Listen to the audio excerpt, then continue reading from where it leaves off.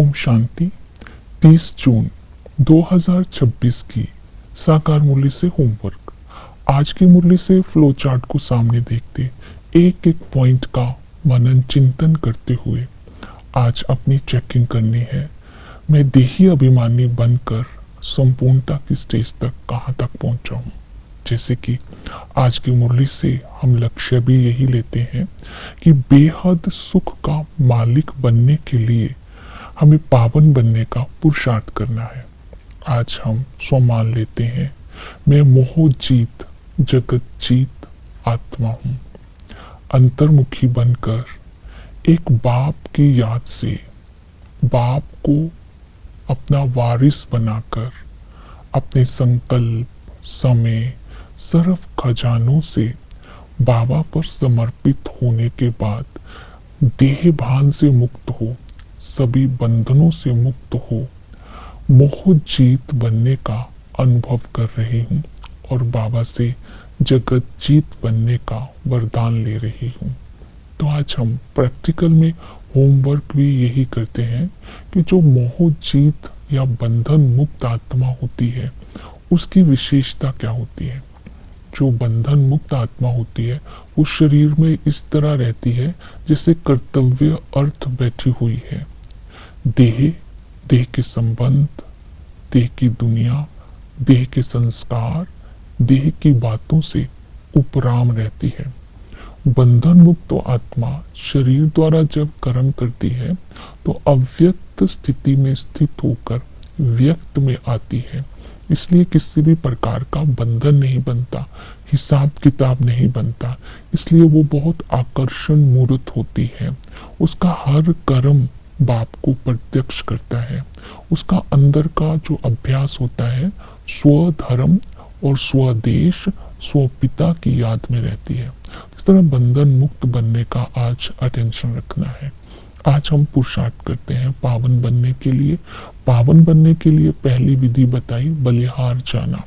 तो बाबा ने कहा संगम युग पर जब आप बच्चे बाप पर बलिहार जाते हैं तो बाप भी सदा सुखी बनने की ये युक्ति बताते हैं। तो हमें सदा सुखी बना देते हैं। बलिहार जाना अर्थात अपने सर्व खजाने और समय बाप को विल कर देना। तो हमारे अंदर विल पावर आ जाएगी। जब हम खजानों को सेवा में लगा देंगे तो हम बंधन मुक्त बन जाएंगे। इसी तरह बलिहार कौन जा सकता है? जो निश्चय बुद्धि होते हैं और पुरुषार्थ कर सतो प्रधान पुरुषार्थ करते हैं। जो आत्मा तमो प्रधान पुरुषार्थ करती है वो कहती है जो तकदीर में होगा मिल जाएगा। तो इसलिए बलिहार जाने से क्या फायदे होते हैं उनको बुद्धि में रखते हुए आज बलिहार में कितना परसेंट हूँ वो चेकिंग भी करनी है। दूसरा है श्रीमत। बाप की श्रीमत है विकार में नहीं जाना है, बाप की अवज्ञा नहीं करनी है, श्रीमत की अवज्ञा नहीं करनी है। श्रीमत पर चलकर श्रेष्ठ बनना है और गुणों को धारण करना है। कौन से गुण? सरलता और सहनशीलता के गुण को जब हम धारण करेंगे तो एक दो के स्नेही बन सकेंगे। अपने स्वभाव में सरलता लानी है, संबंध में एक दूसरे को संतुष्ट करना है, बोल में मधुरता लानी है।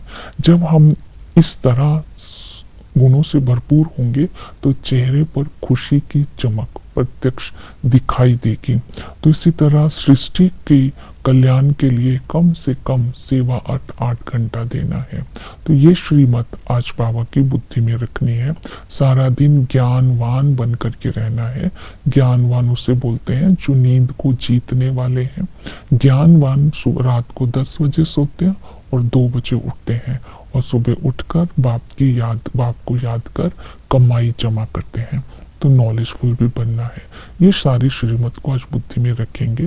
फिर है निर्विकारी बनना। तो बाबा ने कहा विकार में नहीं जाना है। देह अभिमान में आने से ही तुम विकार में जाते हो। ये समय है संगम युग पर निर्विकारी बनना है। उसकी विधि बताई कि हमें संगम युग के अपने इस अलौकिक जन्म की स्मृति रखनी है। बेहद के बाप के हम संगम युग पर बनते हैं ब्रह्मा बाप के द्वारा।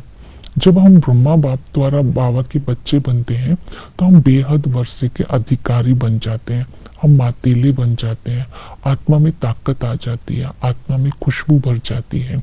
तो इस तरह सतो प्रधान बन जाते हैं और बाबा से हम प्रतिज्ञा करते हैं, जब बाबा के बनते हैं, बाबा हम आपसे पूरा वर्षा लेकर के रहेंगे।